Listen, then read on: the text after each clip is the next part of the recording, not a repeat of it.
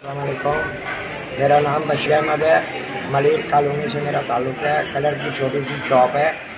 एक आयशा नाम की लड़की से मैंने निकाह करा था। वो 1 महीने के अंदर अंदर मेरे लाखों रुपये का सामान और कुछ सोने का सेट वगैरह ये लेकर दोनों बाप बेटी फरार हो गए। मैं मलिर सिटी मेरा थाना लगता है। मैं वहाँ गया हूँ FIR कटवाने के लिए।